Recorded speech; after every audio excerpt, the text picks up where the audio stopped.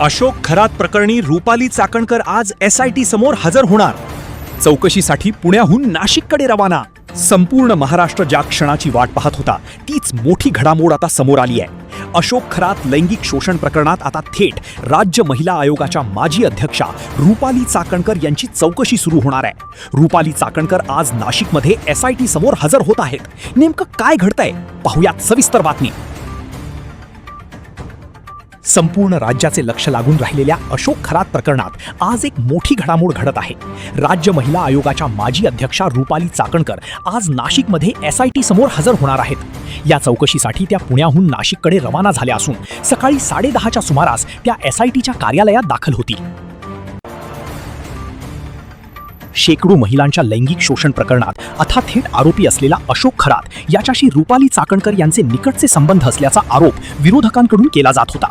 खरात सोबतचे काही photo viral झाल्यानंतर चाकणकर यांच्यावर टीकेची झोड उठली होती.